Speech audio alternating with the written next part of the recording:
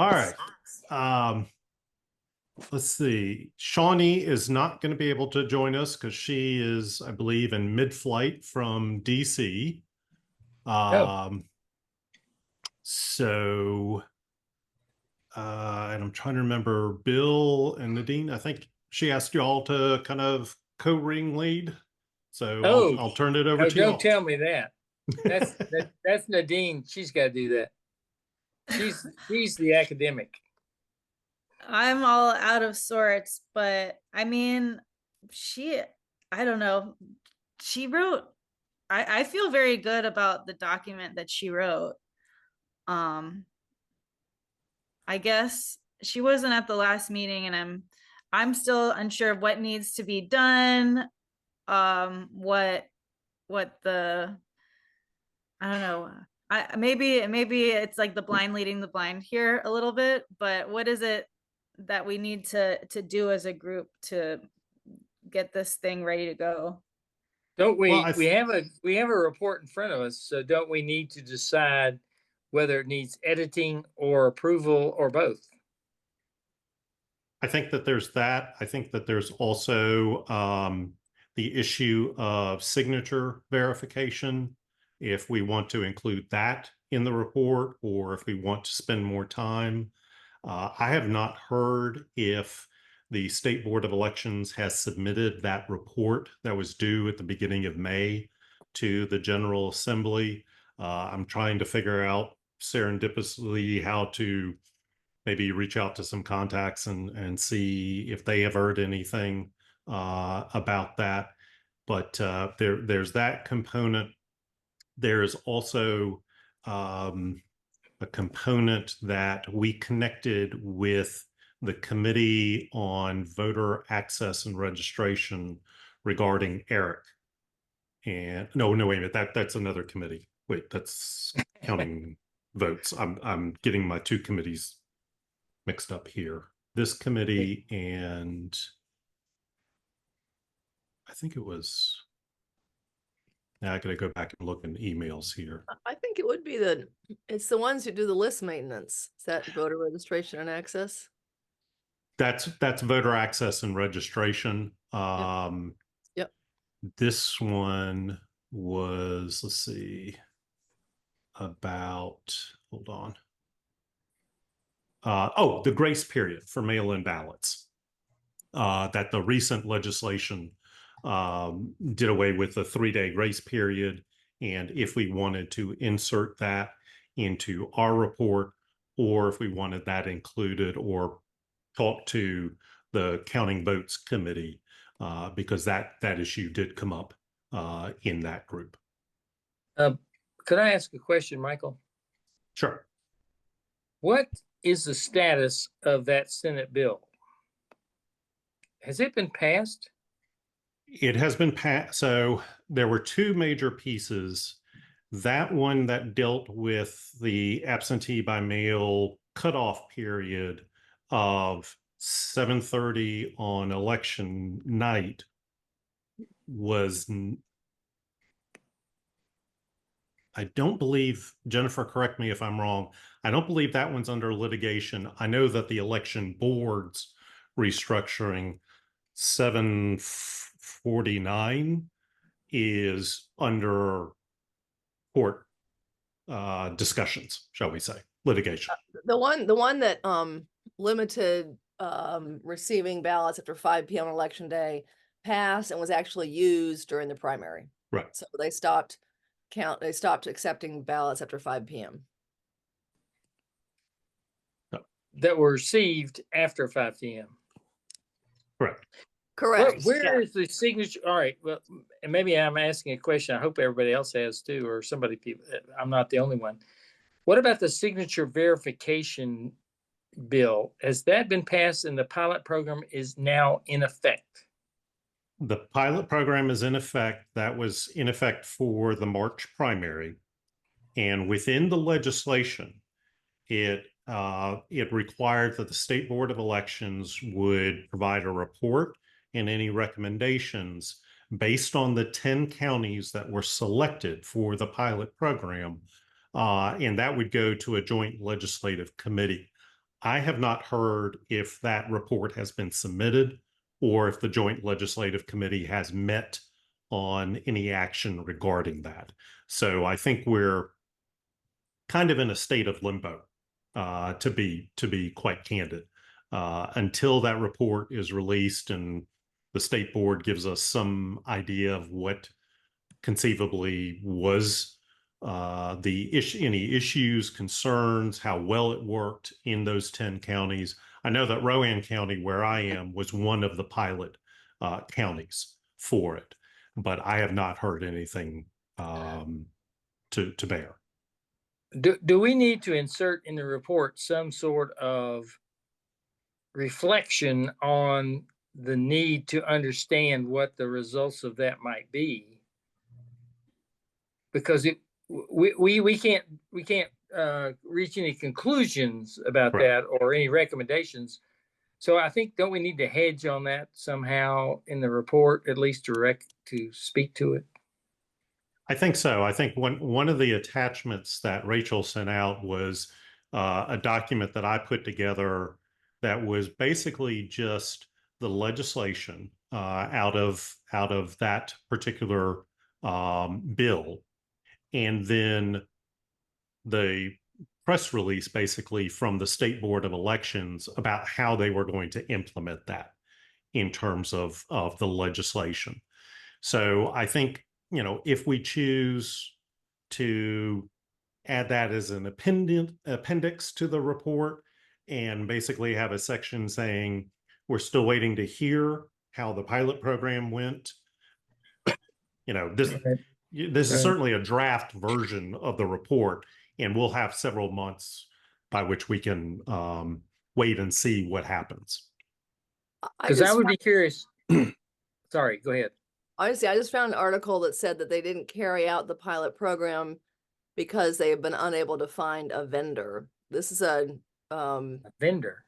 article from April 2024, so they didn't actually use it for the primary. Okay. I'll put the article in the chat, but it said that they tried to find a vendor. They had the software to do it, and they have been unable to complete the pilot. This is from late April 2024. So Okay. they quote, who did they quote? They quote Andy Jackson saying he's doubtful the signature verification requirement will be in place in the fall, given the pilot still has not occurred. Okay. Who knows? I would be curious to hear what others think about it. I think my reaction to it was, okay, the pilot program sounds like a good way to look at it. But a part of me says, as an individual, not as a Democrat or Republican or independent, is I'm a little skeptical about having some computer program decide whether my signature is authentic or not.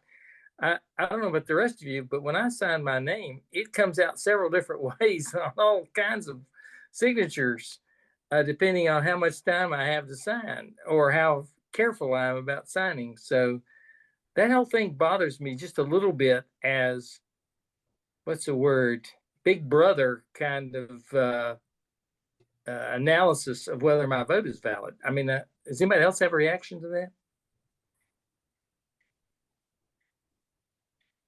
I personally am like not in favor. Yeah, it then it gets into, I would just think like, okay, what if your hand cramped up that day or you had something? Are they going to say you can't vote because your signature was more wobbly than normal? Like what is the limit of like, oh, is this an acceptable signature?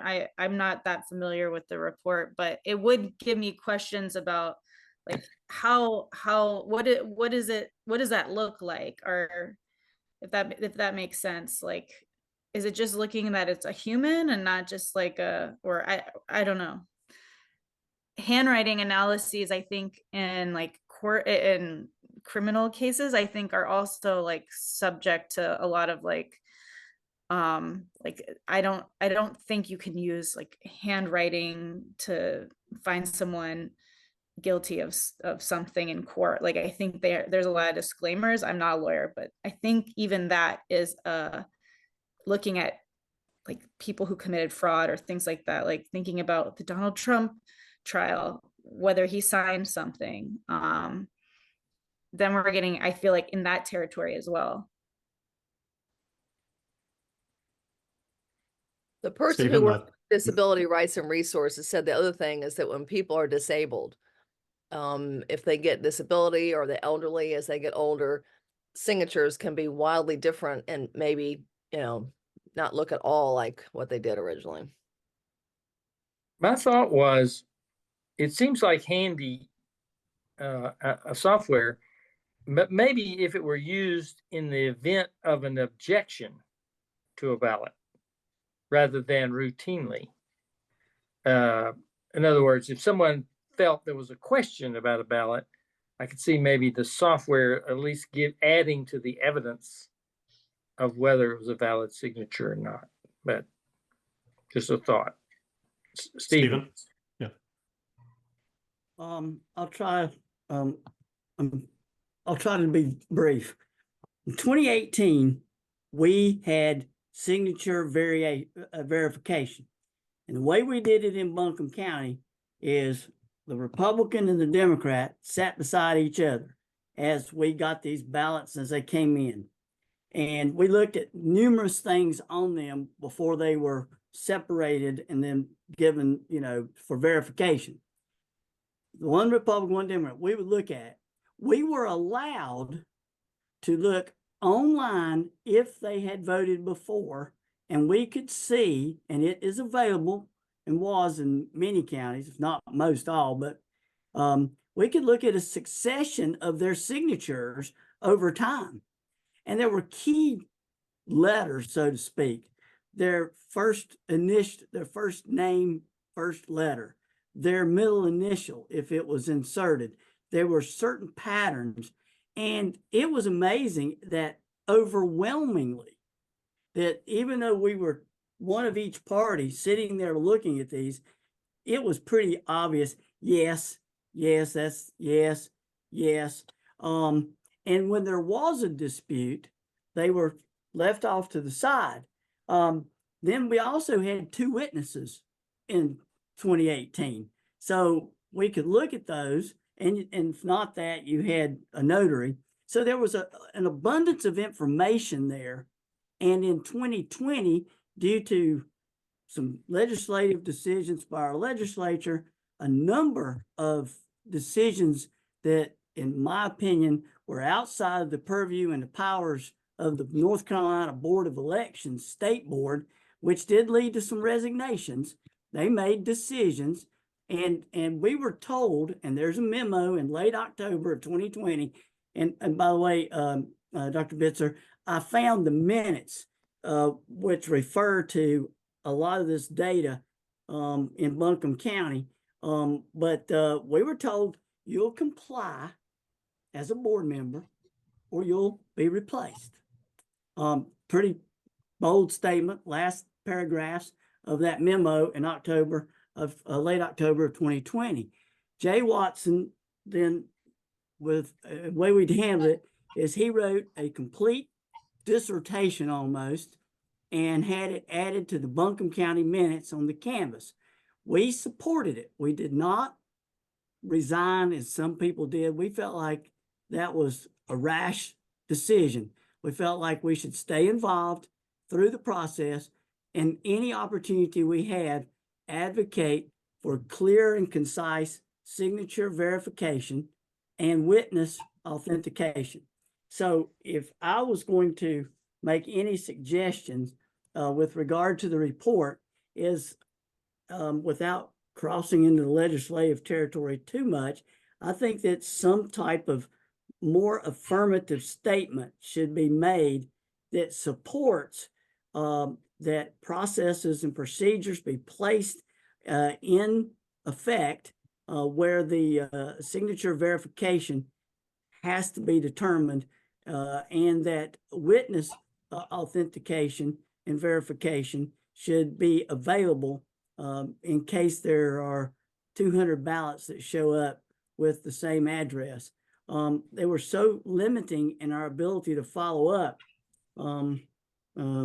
Mr. Wilcox, you'll appreciate, I asked a question in our meeting. I said, so if, and I can't remember the exact number, but I had looked it up. If such and such an address on Riverside Drive is consistently coming up and tied to various things, could we go take a look? And we were instructed, no, that would be violating and infringing on voters' rights and their protections. So I said, well, that's interesting because I know that address. I'm a frequent cyclist on Riverside Drive, and that's technically in the middle of the French Broad River. And they said, well, good point, good funny point, but we moved on. So I think there has to be these two elements somehow addressed in the report.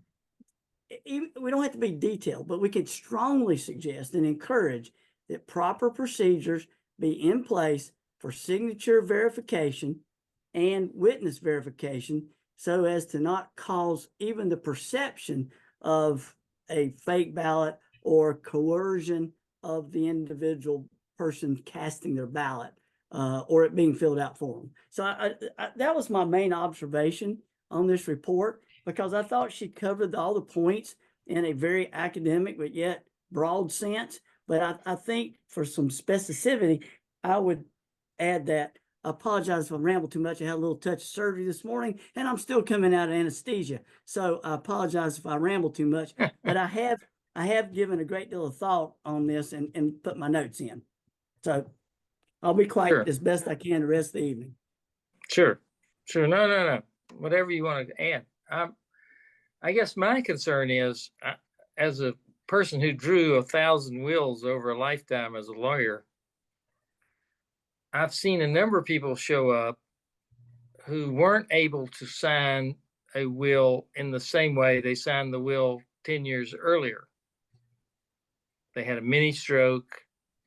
They're like me, they got old. And so signature verification is more of an art than a science, in my opinion. And that's the problem with relying too much, in my view, on a software program to make decisions for you. I mean, I guess my problem is we have so few people voting anyway these days. That worries me more than anything. I'm discouraged by the state of this country that so few people even vote. That I guess Shawnee made a good point the other day. She said perception is reality, and I think that is true. I think perception is reality, but in some ways, I think the perception here needs to be that we cannot assure everyone that every signature is exactly the way they signed it 10 years ago, or 5 years ago. So that said, I don't know that we can change our report anyway, other than to say that there is an instruction here that there is to be a pilot program, as I understand it, Michael. And so, notwithstanding, Stephen, our different views on this, that, or the other, I think the report needs to simply say there is a pilot program. I mean, is that correct, Michael? Is that where we need to be on this? I think I'm not going to insert myself in terms of the deliberations, because this is exactly, I think, what the committee needs to be doing. I think if the committee believes that we should at least recognize and maybe have an update, maybe have a process by which we got to this point of where we are in time, that can certainly be acknowledged in the report. I want to get to Nadine in just a minute, but we could also put into maybe some combination, and maybe Bill and Stephen, if y'all could work on some draft language back, bounce it back and forth, and then maybe share it with the committee. We're not, and Jennifer, correct me if I'm wrong, but we're not beholden to what we submit for July 15th is it. It's done. It's in concrete. This is a draft. Exactly. And so we can fine tune. There may be some questions that get asked by the full commission of this committee and other committees well, did y'all think about this? Where are y'all landing on that? Well, and so we have intentionally built in the fall, recognizing how busy everybody is going to be, but we will have time to perhaps modify, add on to, see what happens in November, and be able to insert that, after the election.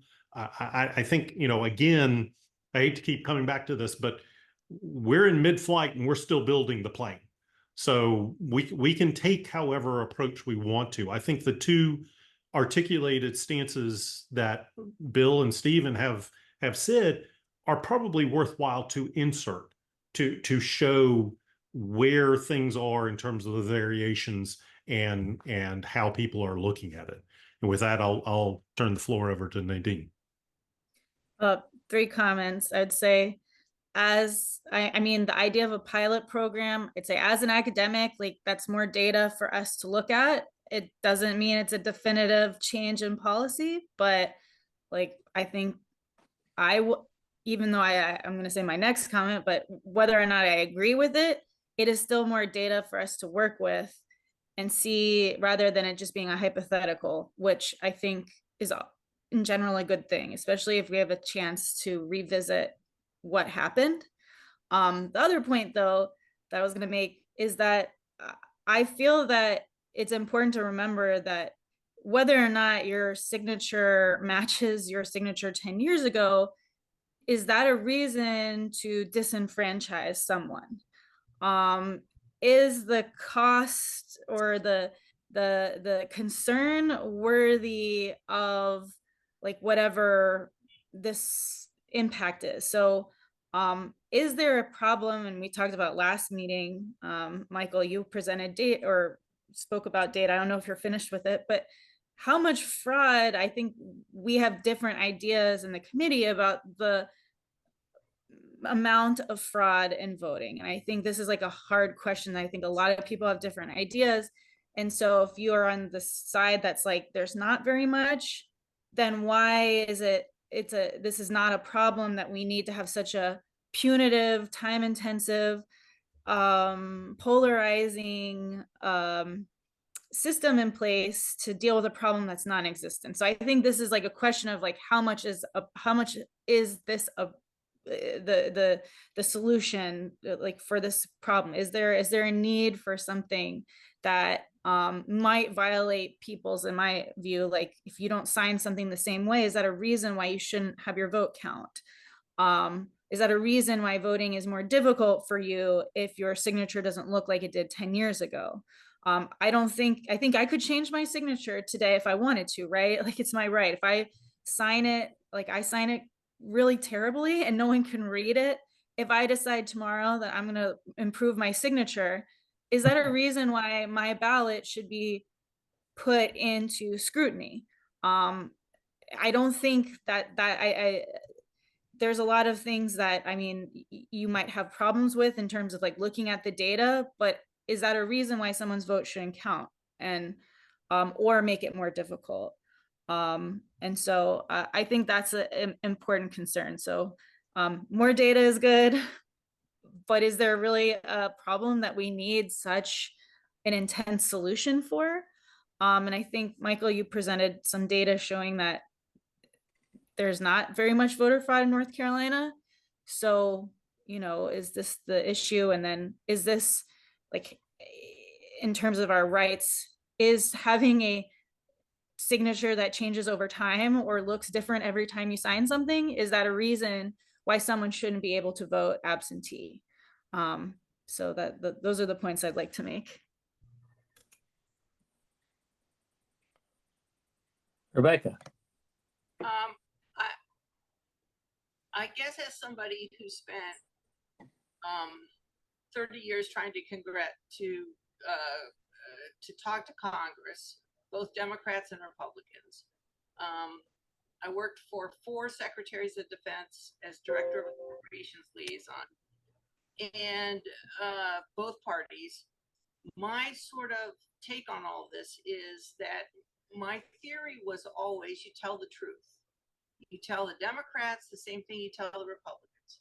you tell the authorizers the same thing you tell the appropriators. And so you start with the truth and then you back it up with data. And so that's why I brought up the issue that we really need to, either in the beginning of the entire report or in our subsection, we ought to talk about the cases of fraud that have been found in North Carolina. So if you go to the State Board of Elections website, you can see by year how many people were investigated for fraud in North Carolina. Now, it's not broken down by absentee balloting or in-person balloting, but it's a very small number. And I think, as Shawnee said, perception is the reality. You have to get to the truth, you have to address those issues up front, either in the overall report or in our section, to talk about there's very little fraud. You can't have it both ways. You can't say we have a lot of checks and balances in place and not say, and there's very little fraud. So I would strongly recommend that we have some kind of data in there about that. And, they're on the state website, there are also myth busters. So I would also put in when you're talking about the data, that these are the checks and balances in place.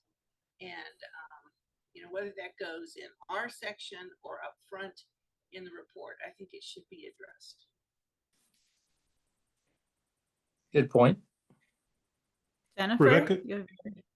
Oh. I was just going to ask Rebecca if you could share in the link the web pages that you found it on the NCSBE website. Yeah, That'd be awesome. Okay, I'll do that. Thank you, Jennifer. Yeah, I just wanted to clarify a little bit about the final report, the draft report.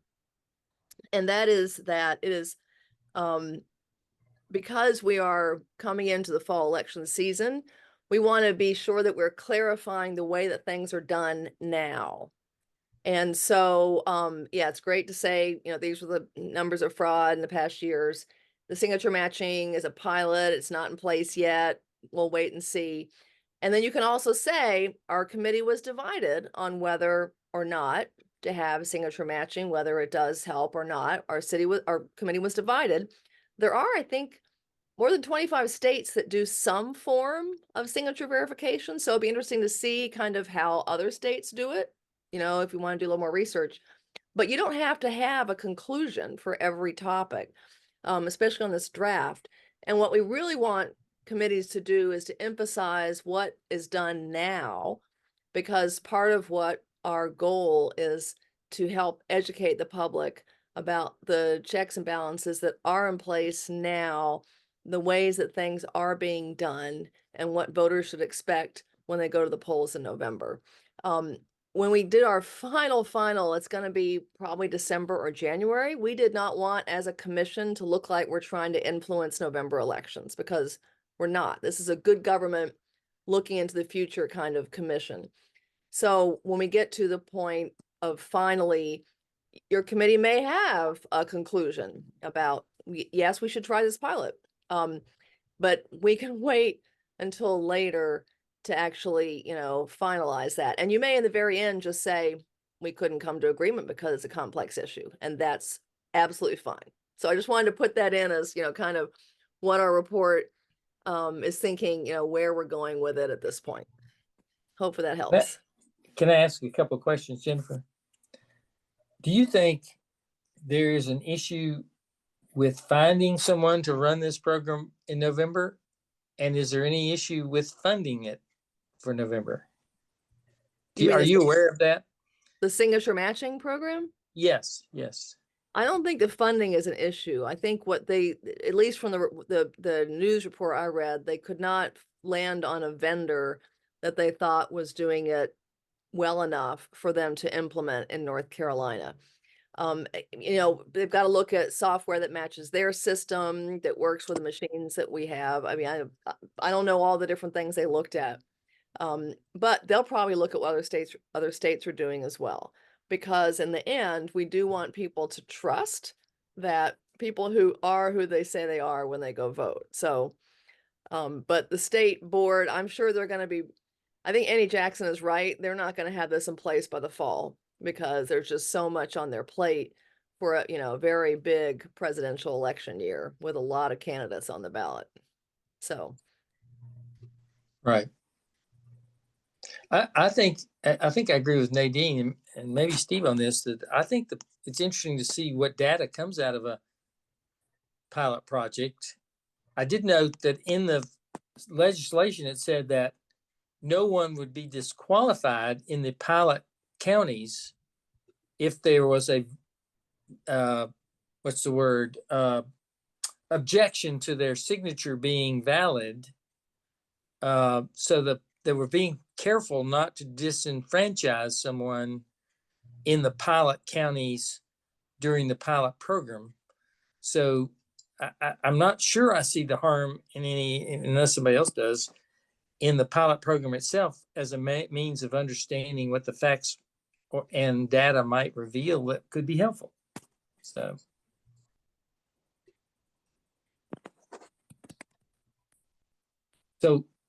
but it is a mandate, is it not?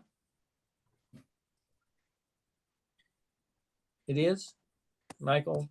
I would take it as yes. I'm one At this who point, yeah. at this point, yes. The beginning of it says the state board of elections shall select 10 counties in which to conduct a pilot program. And I think, to me, as I tell my particularly con law students, there's a difference between shall and may. Right. Shall is pretty direct. So right. So I think we have to, it seems to me in some way we have to recognize it in the report and hope that it reveals evidence to us that would be helpful in the future with respect to mail-in and absentee balloting. So that's where I would I think maybe we should put in something maybe that, like, there's a lot of things that our committee were very divided on, Dropboxes being one of them, that maybe a pilot program or like the consideration of these pilot programs, I mean, they don't have to be definitive, things that everyone will have to do forever, but we could ask, like, hey, we have all these beliefs about it, let's just get data to see how it works. Maybe people really like it, maybe they won't, but the idea with the pilot program is that it doesn't have to be forever, and we'll have that data and see if it's right for North Carolina, because some things could work in a different system, and people might find it wonderful there, but North Carolinians have a different, different situation. So I think maybe just putting out there, like, as absentee ballot becomes a more popular mode of voting, it might be useful to create more pilot programs to gather data and actually see how it would actually work without having the finality of, like, of some statute or so I think that would probably be a good sort of like bipartisan solution to a lot of the problems that we've like been tackling in this committee, because I think a lot of it is like we disagree on some facts, and having a pilot program would generate facts that maybe we could all agree on. By the way, this program, are we being recorded, Jennifer, Michael? Good, because I don't think we have a secretary in place taking notes. Well, I'm trying to keep up with just writing down the main points of what everybody has said. Good. And Rachel is also, I think, is using the group AI system, maybe or not. But Rachel is also, I think, getting some general ideas as well. I guess my question is, would anybody want to take a stab at drafting some language kind of reflecting, maybe this opens up pilot program opportunities for, since we're using it for signature verification for the other areas, Or do we want to just limit it to, drafting something, a holding statement for the signature verification aspect? I nominate Nadine. I think she has some conclusions, maybe like one of the, because I feel like that is a takeaway that we disagreed on a lot. And I think we don't have that I think we disagree on a lot of the facts as well. And for a variety of reasons. And I think it's hard to come together and agree and come up with like, compromises if we just don't agree on the facts. And so I think the pilot program, so I think maybe in the conclusion that would be a nice place. Like, this is like a takeaway that Yeah. after many discussions, like we couldn't agree on a lot, but this might be helpful for the future. Stephen? Good. Okay. I'm not disputing the discussion. I think it would be great if we want to emphasize that we would like to encourage the pilot program. But I guess the confusion I have is there is a procedure that was already in place, and boards of elections have been using them already. First of all, it's not a question of whether or not their signature's 10 years old and been laying there stale. Usually after about 8 years, they get purged.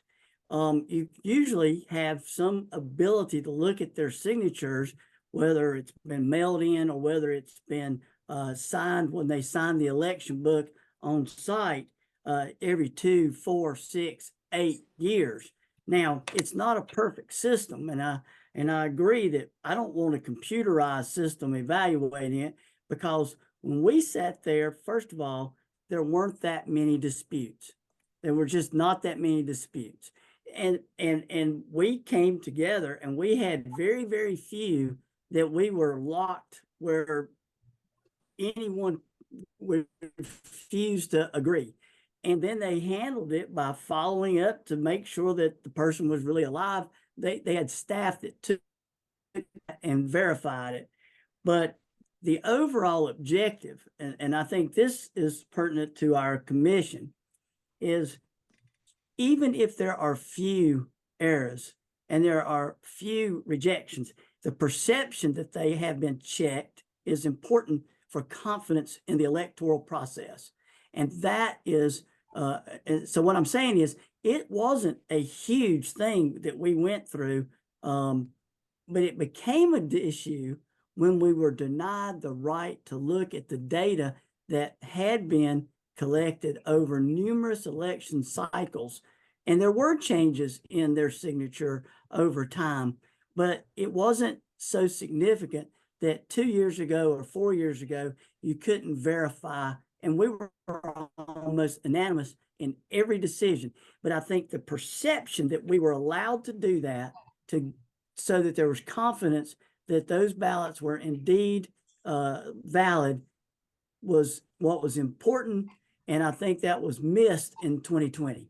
And so that's why, and I'm speaking that's the way we did it in Buncombe. I don't know about the other 100 counties, but I do know many of them had the same basic procedure. So the pilot program, to me, if we want to emphasize that, I think that's great, but I don't think we should deny that there wasn't a process already in place prior to that. Can I ask you a yeah. quick question, Stephen? Yes. In the legislation, it says that the State Board of Elections shall select the signature verification software. At the time y'all were doing it in 2018, did y'all have software, or was this a manual eye to paper? It was, kind of process? it was a stack of them, and we went through them one at a time. I have sat there 16, 18 hours. They did feed us, and we looked at each one, and it was a Republican and a Democrat.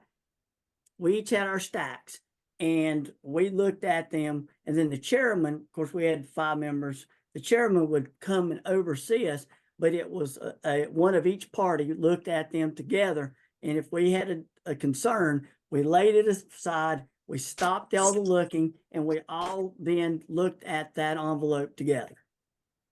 So it was basically a manual human system, It was, not a software system that the legislation has mandated yes. for the pilot And program. I think That's that key difference. Okay. yeah, our live eyes looking at it, and more than one person looking at it, I can see how a computer will miss it. I know artificial intelligence is going to save us all from ourselves, but I don't believe, I just don't believe, and I think Bill's right. I don't think that is the right answer, but we can give it a whirl, and who knows, it may be the perfect solution, but I just know the system we had was very fair, and it didn't matter whether it was right or wrong.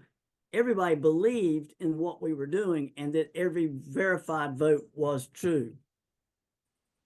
Okay. Thank I you. have a question. Yeah, I Stephen. misunderstood Stephen originally. I thought maybe you were supporting the pilot program, but I think you're saying you're skeptical as well of relying on a computer, or what they used to call that in 2001, HAL, or whatever it was, to decide whether somebody's signature is correct or not. Yeah, that's what worries me a little bit. The idea of two human beings who might be on opposite sides of the spectrum, a Republican and Democrat, I feel more comfortable, personally, I feel more comfortable with those two giving me a fair report than a computer program. I have a question. It worked good. We felt good about it. Both parties, both representatives of the party felt good about it. If someone's vote was found, the signature, didn't match, was there a way that the voters could then, cure their ballot, or go in there and say, no, this is how I voted, or you have an opportunity to cast a provisional ballot? It wasn't tossed, but there was staff that immediately reached out to that individual based on their address, their phone number, whatever they had a record, to verify it. And it was usually done sometimes while we were right there in the meeting. It was just laid aside until that was, and if it couldn't be done, then it was followed up on. But usually, because by that time we're meeting every day, usually within a day, we had some information. And to this moment, I don't think any ballots actually were ever thrown out. And we went through buku of them, but everybody had confidence in that. And that was important. But let me ask you a question. People on my side would be very like worried that a lot of people would be disenfranchised for something that's like changing their signature. But if we actually showed like, hey, like this actually didn't keep anyone from, you didn't throw out any ballots, or no one was actually charged with voter fraud or whatever. It was just double checking rather than like a punitive measure. I think that would, now I'm kind of more like, okay, well, actually no one ever has their ballot thrown out, and they always have like a way to fix the situation. That makes, like, I would feel like, oh, that's lessens my concern about the whole signature matching, if there's like a way for someone to eventually be able to cast their vote, even if they had a wonky or wobbly signature, or like your hand smudged the ink, or I don't know, whatever that would cause it to be challenged. But I think that's an important piece to note, that it's not like your ballot goes in the trash. It's that we call you and we contact you and we try everything we can to follow up and make sure that it's fixed. It's not, let's throw as many ballots into the trash as possible. It's more of like, let's work on the confidence, which I think would probably, I mean, at least my point of view, like, oh, that's a much more reassuring tidbit of information that would change the whole thing. May I ask a question of Stephen? I was just going to say, were you permitted to call people? No ballots were thrown out. Am I right that you're permitted by law to call people and say, Mrs. So-and-so, we're looking over your ballot here. We want to verify, did you file a ballot by mail? I mean, do you go through that? I don't know how the staff did it, but they did have methods to communicate and verify. The only ones that I can really remember, because we saw many, many thousands more in 2020, but I do know that there may have been some because it was pretty clear that the witness signed, the voter signed, and the other witness signed too. There were a few of those that got pushed to the side, but yeah, I don't know what the statute is. I don't have a JD by my name, but I do have the confidence that they were acting within their rights as staff under the State Board of Elections law to verify and try their best to verify that that was a legitimate ballot and a legitimate voter, so it could be counted. Well, Buncombe County is one issue. Jennifer, I wonder if Mecklenburg County presents bigger issues because you've got so many more voters. In other words, Stephen went through beaucoup ballots, but apparently they had the opportunity and time to get through those ballots. But does a county like Mecklenburg present huge problems in that regard? Maybe that's why the pilot program makes some sense to some people, because it can handle more verifications quicker. There is a question of time and getting things done in time for canvas and certification. And if you have 100,000, absentee ballots, which we might have, because we have 700,000 registered voters, I think, or 500 or 600,000. Anyway, Mm-hmm. so that may be one reason. I don't know the reason that they're trying to do it with a computer. I'm not sure. Right. But that is something to consider. George has had his hand raised for some time. Yeah, thanks, Michael. A great discussion on the signature verification. I really appreciate all the different angles that have been addressed.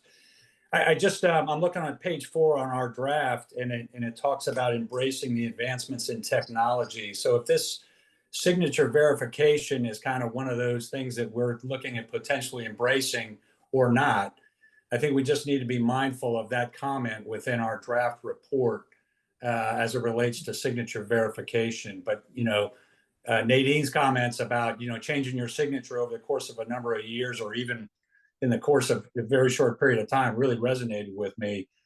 So that's a real struggle. Let me a comment about the pilot programs writ large, and not to overdo it. I think there's a couple, signature verification being one, maybe there's a couple others, but it gets to what I thought was, in a word, a very powerful email from Shawnee that Jennifer opened up with.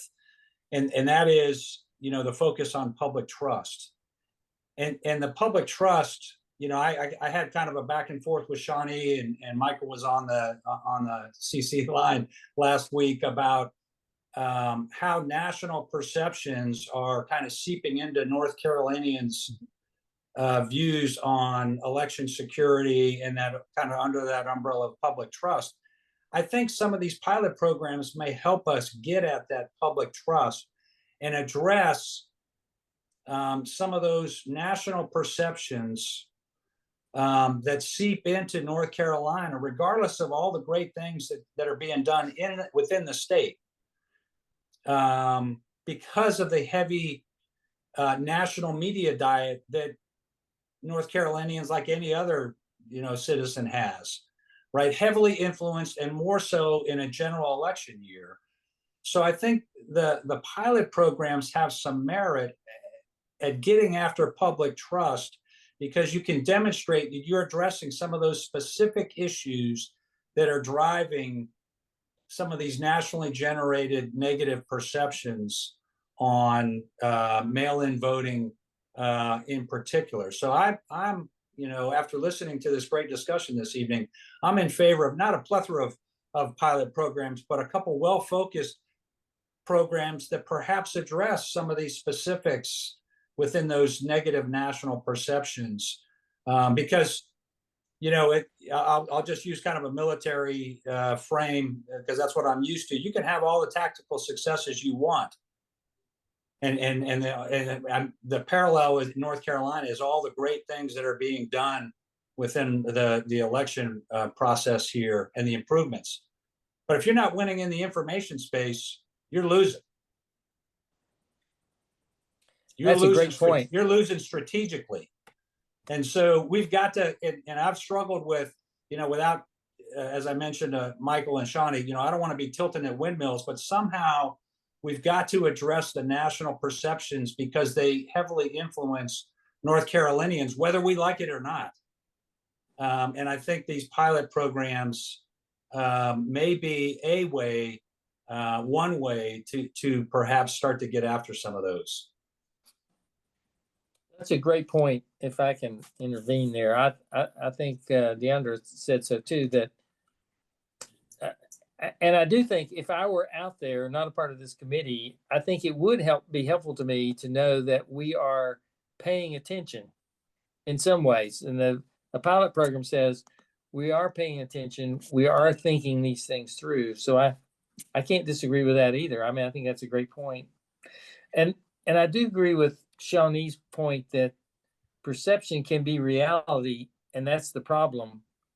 I read something the other day, and maybe somebody can point me to it because it's probably online, like one of the news services, that said there are hundreds, if not thousands, of media or websites that are coming into this country from outside the country with misinformation about various issues, not necessarily this or that, but all kinds of issues, trying to undermine the ability of this country to function as a democratic republic. I mean, and that is scary to me. And I think no matter what we say, there's still that informational flow out there, George, that you were talking about, that is scary because if you say, what is the old thing? If you say it enough, people believe it. I mean, if they're seeing the right sites, sometimes we're all better off just to shut down everything and not even worry about the grid. But do we need to address that in the report? Do we need to say that notwithstanding whatever recommendations we may have, that our biggest challenges may be, how should I put it, blunting the effect of misinformation that affects both every side, Republican, Independent, and Republican, on what we think and believe. I mean, Shawnee's correct about that. Sometimes the facts don't matter. So it's I don't know how to address that, but it seems to me that's something we haven't actually addressed in the report.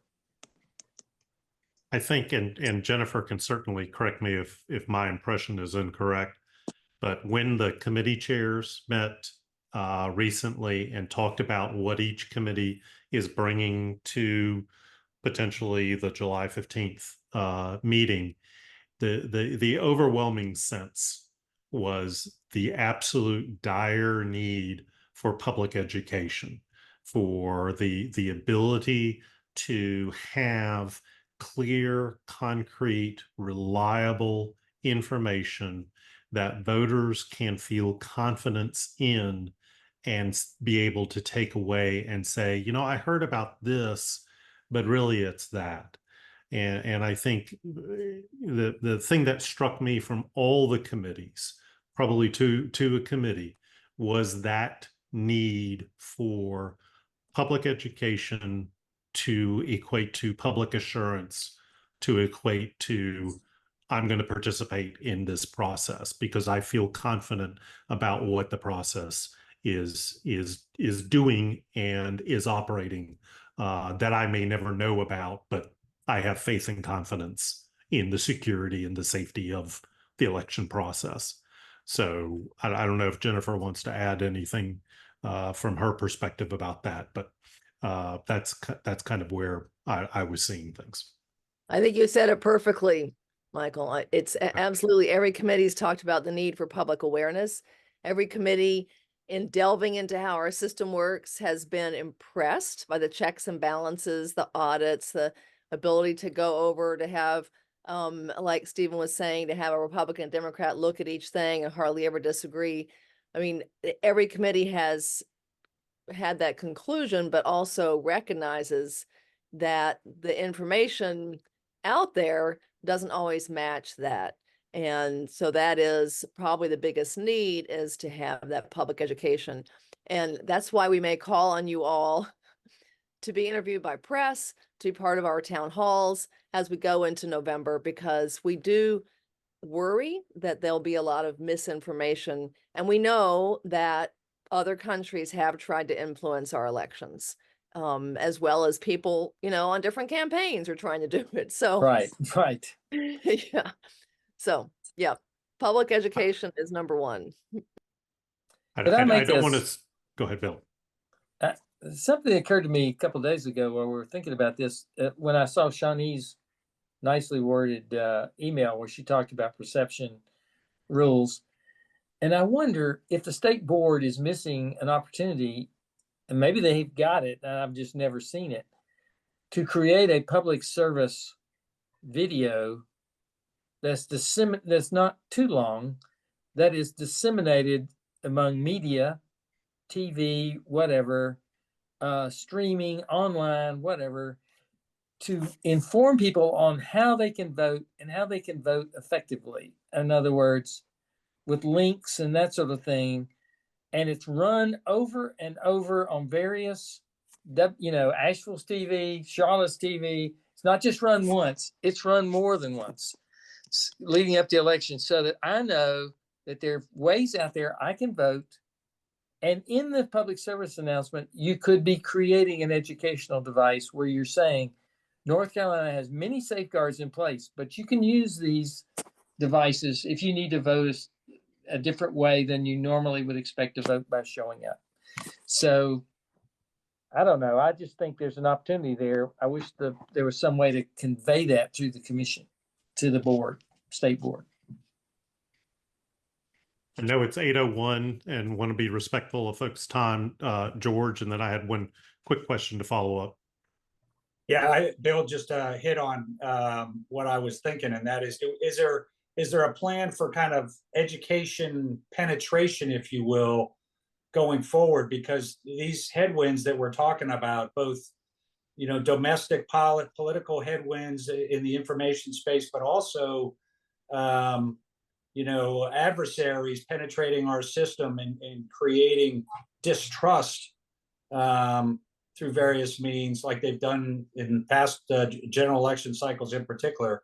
I mean, getting that education penetration is going to be so important, and it takes resources and it takes money to counter these, and I think what Bill said is great, but I don't know that the money and the resources are there to really affect that penetration against what are going to be increasing headwinds as we head into the fall. It's too bad if there's not a will to do that, money wise.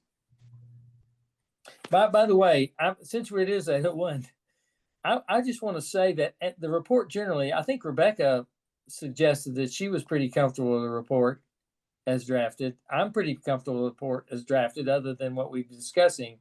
I guess we ought to ask the jury here how they feel, if any of those feel comfortable enough to say they're generally comfortable with the report.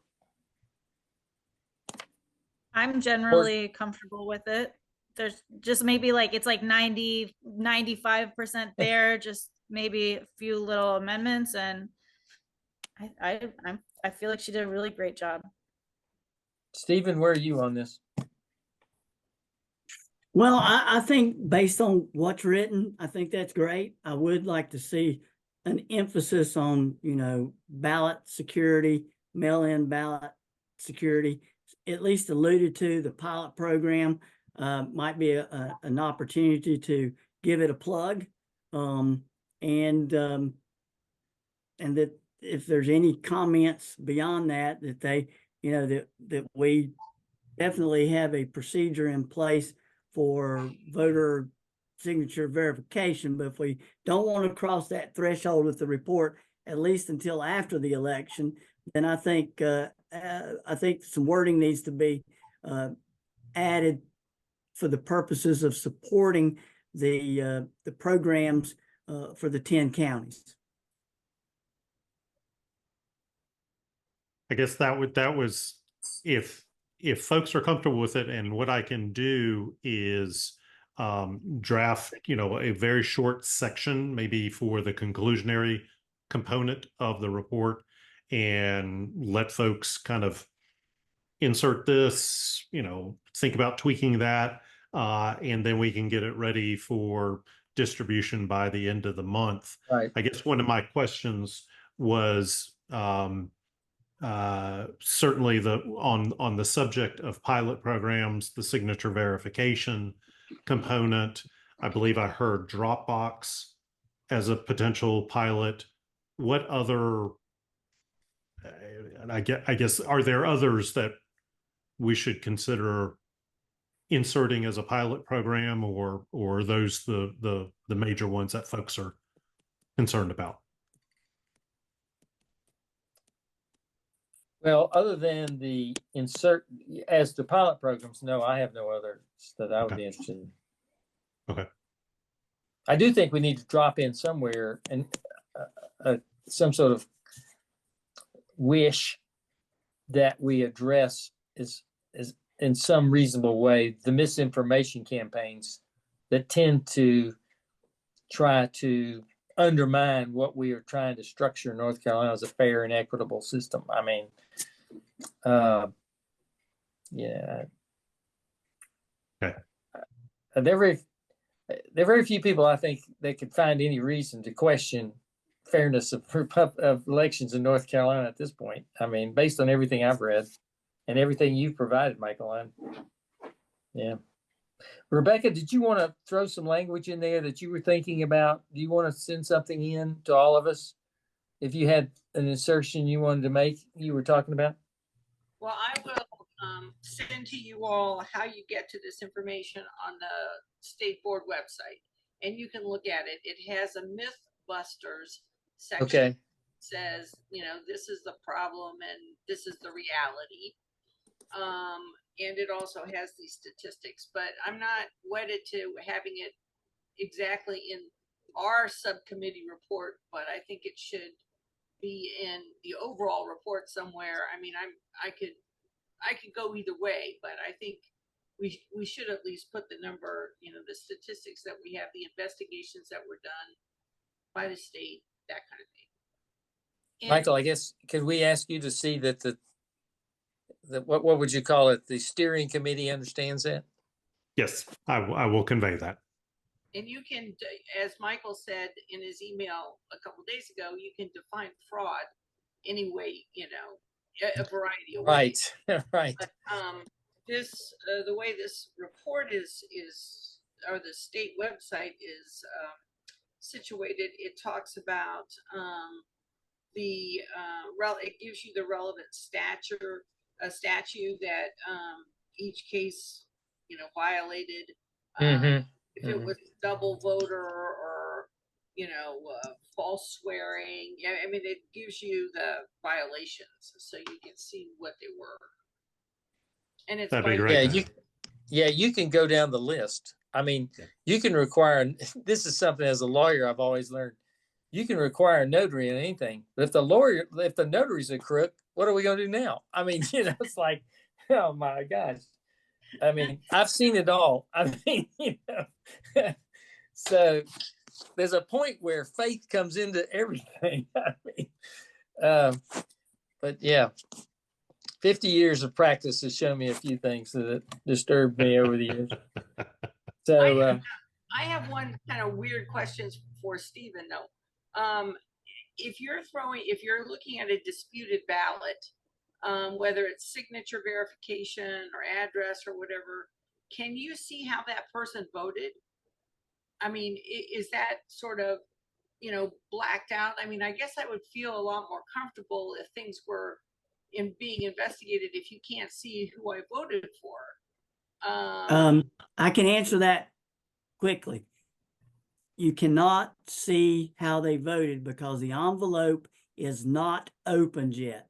Oh, that's all right. They signed the exterior of the envelope, and the witnesses or the notary sign the exterior of the envelope, and the envelope is not opened, and it would be put in a provisional box until further investigation was determined. So there's no way of knowing party affiliation, whether they voted for the front side of the ballot, the back side, local. I mean, so there's important. no identifying information Yeah. on that. That's good to That's know. important. I mean, if you're trying to create transparency and integrity or trust, rather, yeah, that's important. I mean, that's a big point. I mean, yeah. Okay. So Okay. are we done? Is there a I'm- motion to adjourn? So, So what do we need to do? What do we need to be doing at this point? Michael's going to do a few little tweaks. Right. So I'm going to get with Shawnee probably tomorrow, talk about what has been discussed here tonight. She'll probably watch this video, review it herself, and then maybe over the next week or so, we'll have some additional language to insert into. I'll ask her how she would like to handle it, but we'll try and craft some language that hopefully will be palatable to everybody, remembering that this is not set in stone when it comes to July 15th. So we can certainly work and tweak it and get the reaction, but at least to have something by the end of the month. So it's June 13th. We've got about 2 more weeks.